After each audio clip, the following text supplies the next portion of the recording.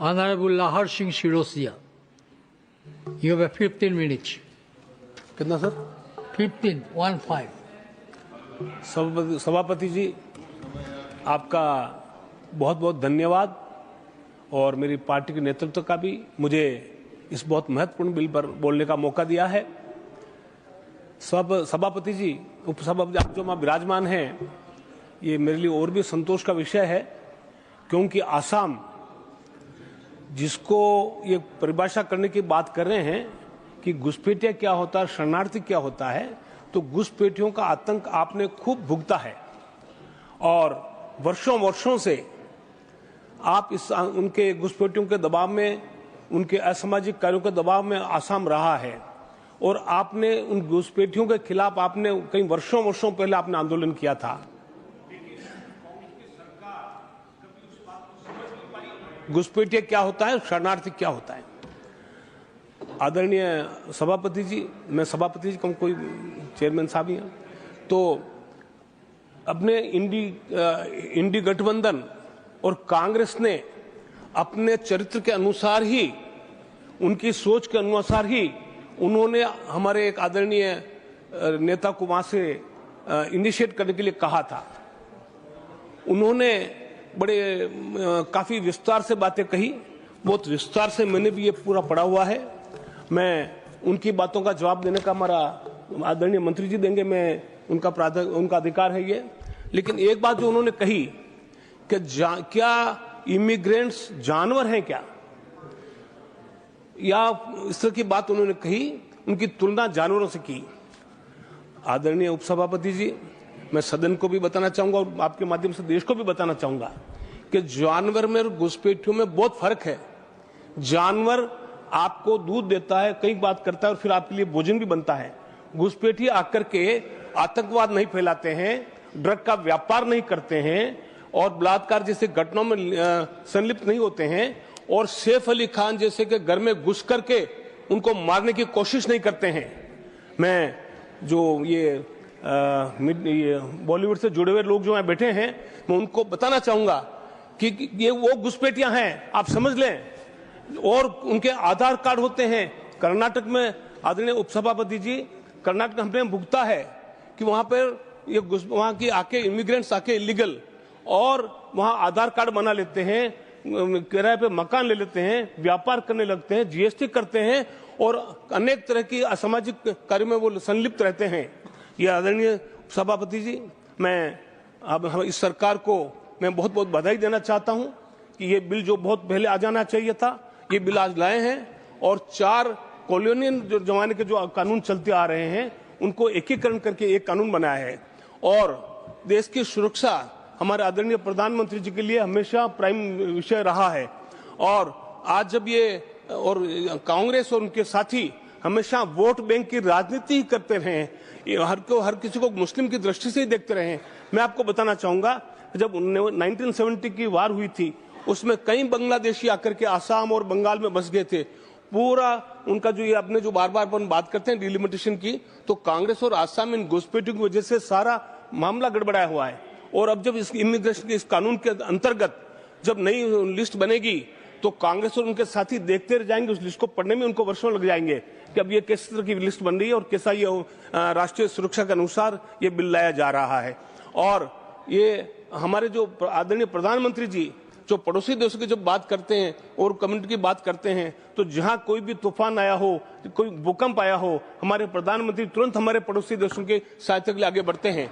लेकिन हमारे साथ क्या हो रहा है कि जब ये पड़ोसी देशों में जो सब विफल हो चुके हैं, चाहे पाकिस्तान हो, बांग्लादेश हो, बर्मा हो, नेपाल हो, वहां की श्रीलंका हो, वहां की अर्थव्यवस्थाएं चरमरा आ रही है, तो वहां के लोग हमारे आके हमारे लोगों को जो बड़ी बड़ी बातें करते हैं अनएम्प्लॉयमेंट की, वो लोग यहाँ करके आधार कार्ड बना के नौकरी कर लेते हैं और अनेक तरह का अपराध करते हैं और मेनली ड्रग का व्यापार करते हैं और हमारे आने वाले बच्चों के भविष्य को खराब करते हैं। ऐसे लोग यहाँ आ रहे हैं, तो ये जो ये फेल्ड स्टेट है उसका ये असर है, उसका भुगतना पड़ रहा है। तो ये इमिग्रेशन का जब कानून बनेगा तो इस तरह की बातों को रोक लगेगी और ये कानून बना के हमने हमारे आदरणीय प्रधानमंत्री जी ने दिखा दिया है, हम सार्वभौम राष्ट्र हैं, हम अपने किसी भी बड़े देश की तरह हमारा कानून बना सकते हैं। और हमारे जब ये हमारे को साथ दिखाना होगा कि हमारे को जो ये इमिग्रेंट्स जो आते हैं, इनलीगल इमिग्रेंट्स की जो बात मैं कर रहा हूं, जो घुसपैठी आते हैं, आतंकवाद फैलाते हैं, उन लोगों को मर्सीलेसली भेजना पड़ेगा। ये कई बातें होती है। हमारे जो कर्नाटक में जो सरकार जो है इस मामले में बहुत ज्यादा विफल रही है। वहां बांग्लादेशी इतने भर गए हैं और बंगाली के नाम पे, उड़ीसा के नाम पे, आसामीज के नाम पे बांग्लादेश के लोग आ गए हैं, जाली आधार कार्ड बना के व्यापार करने लग गए हैं। इस तरह की कई बातें वहां हो रही है और मैं समझता हूं कि ये राष्ट्रीय सुरक्षा के इसलिए बहुत बड़ा इसका ये कदम है हमारे लिए। और ये जो कानून बनाए गए हैं, इन कानूनों का बड़ा विस्तार से उन्होंने हर चीज को उन्होंने देखा है।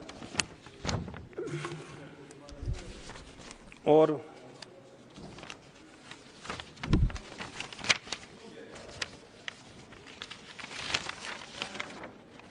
जैसा कि मैंने बताया, हम किसी समुदाय के खिलाफ नहीं हैं।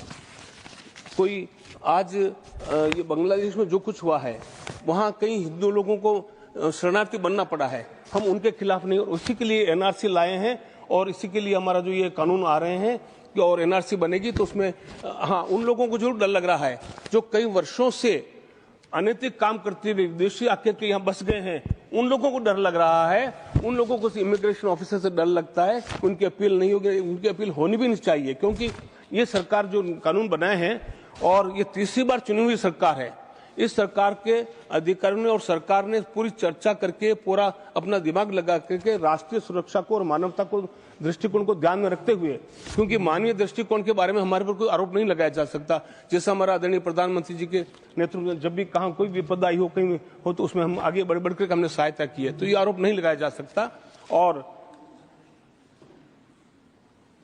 उन लोगों को जरूर डरने की बात है जिनकी मानसिकता भी विदेशी हो गई है, जो बैठते यहाँ हैं, बात वहां की करते हैं। मुझे तो लगता है कैसे कैसे संसद में लोग आ गए हैं जिनका जो सोरोस के पैसे के बलबूते पर पलते हैं और उनके अनुसार राजनीति करते हैं। और ये पढ़ाई लिखाई के नाम पे तो हम तो अनपढ़ अच्छे हैं, अगर पढ़ा लिखा करके ऐसा ही बनना है, ऐसे अर्बन नक्सलवाद को बढ़ावा देना है, तो ऐसे लोगों से तो हम समझा कि हमारी ये अनपढ़ जनता अच्छी है, जिसने समय समय पर आपको दिखाया है, इमरजेंसी में दिखाया कि इमरजेंसी में आप लोगों ने फेल किया, लेकिन जनता ने आपको सबक सिखा के घर बिठाया था, वो अनपढ़ जनता थी। तो मैं समझता हूँ मुझे लानत है ऐसे पढ़े लिखे लोगों पर जो ऐसे आर्गुमेंट वहां से कर रहे थे। कानून में क्या क्या क्या क्या बातें कर रहे थे, जो राष्ट्रीय सुरक्षा के लिए जो हर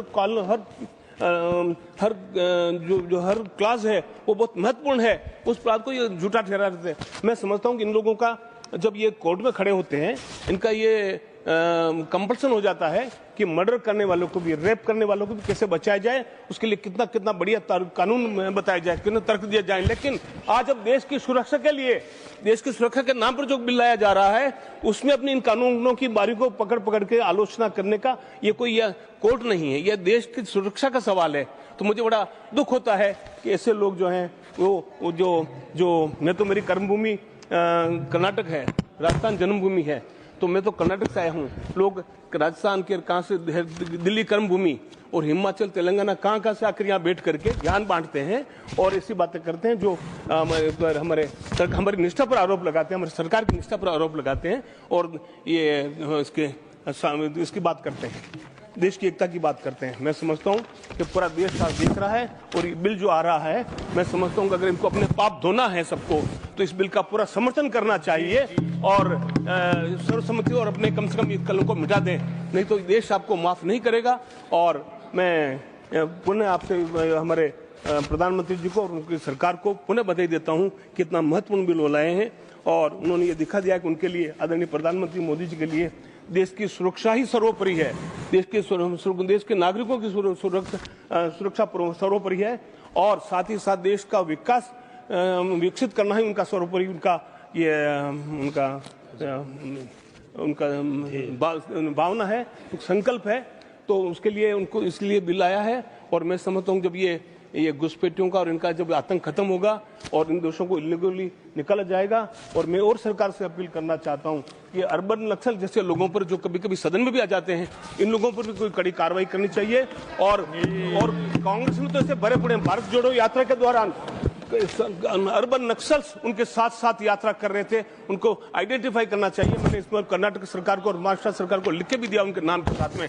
तो ये अर्बन नक्सल के साथ में इस तरह का जो आतंक फैला रहे हैं, और कुछ ऐसे लोगों को मैं कहना चाहता हूँ अभी सुधर जाओ, देश की सुरक्षा का सवाल है, देश आपकी जनता आपको माफ नहीं करेगी, और अगर आप ऐसे ही आचरण रहा तो मैं सोचता हूँ आप, और वहाँ जो अभी संख्या आपकी घटती जा रही है, और अभी जो हमारे साथ वो कह रहे थे बहन के यहाँ लोग दिखाई नहीं दे रहे हैं, वहाँ और भी नहीं दिखाई देंगे। तो इसलिए मेरा ये है, और इसी बात के साथ बहुत बहुत धन्यवाद आपका, धन्यवाद।